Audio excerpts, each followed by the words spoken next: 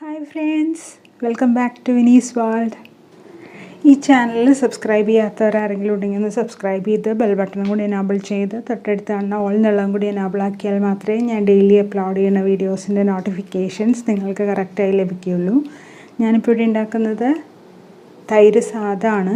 അതിനായിട്ട് കുറച്ച് വെള്ളം അടുപ്പത്ത് വെച്ചിട്ടുണ്ട്. തൈര് സാദം തമിഴ്നാട്ടിലെ വിഭവമാണല്ലോ, അപ്പോൾ ഇതിൽ പച്ചരിയാണ് നമ്മൾ ഉപയോഗിക്കുന്നത്.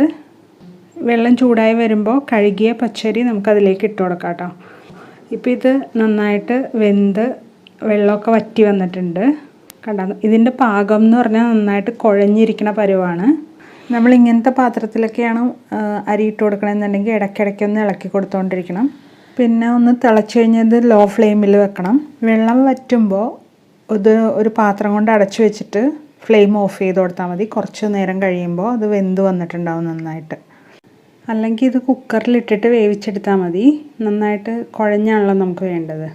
1-2 വിസിൽ വെപ്പിച്ചാൽ മതി. ഇനിയൊരു ഫ്രൈ പാൻ അടുപ്പത്ത് വെച്ചിട്ടുണ്ട്. അതിലേക്ക് 2 ടേബിൾ സ്പൂൺ ഓയിൽ ഒഴിച്ചു കൊടുക്കുന്നുണ്ട്. സൺഫ്ലവർ ഓയിലാണ് ഒഴിക്കുന്നത്, വെളിച്ചെണ്ണ ഒഴിക്കരുത്, അപ്പോൾ അതിൻ്റെ ടേസ്റ്റ് വ്യത്യാസം വരും.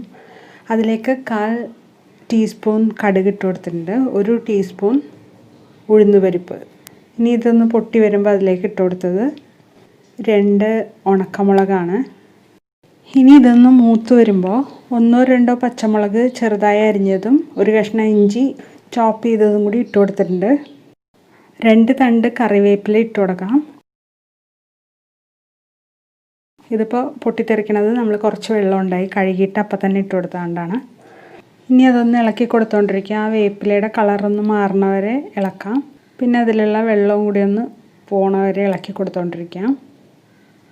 ഇനി ഫ്ലെയിം ഒന്ന് ഓഫ് ചെയ്തിട്ട് 1 പിഞ്ച് കായം കൂടി ഇട്ട് കൊടുക്കണം കേട്ടോ.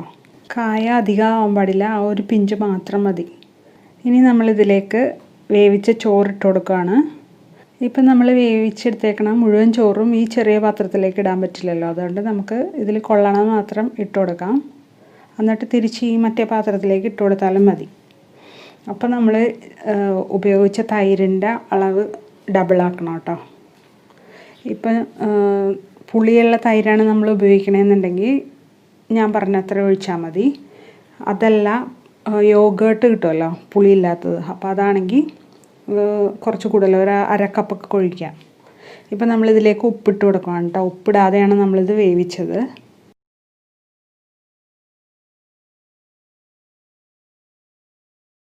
കുട്ടികൾക്ക് ടിഫിൻ ബോക്സിൽ കൊടുത്തുവിടാൻ പറ്റിയ നല്ലൊരു റൈസാണിത്.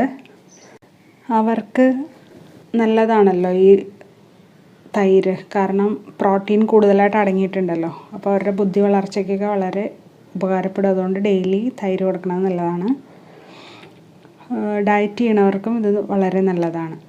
ഇനി നമ്മളിതിലേക്ക് ഒഴിച്ചു കൊടുക്കുന്നത് തൈരാണ്. ഇപ്പം 3 സ്പൂൺ ഒഴിച്ചിട്ട് വീണ്ടും 1 സ്പൂണും കൂടി ഒഴിച്ചു കൊടുത്തു. ആകെ 4 സ്പൂണാണ് നമ്മൾ ഉപയോഗിച്ചേക്കുന്നത്.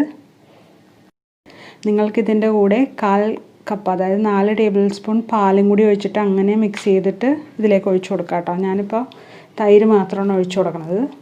നമ്മൾ ഈ തൈര് ഒഴിച്ചു കൊടുത്തത് റൈസ് നന്നായിട്ട് ചൂടാറിയതിന് ശേഷമാണ്. ചൂടോടുകൂടി ഒഴിച്ചു കൊടുക്കാൻ പാടില്ല.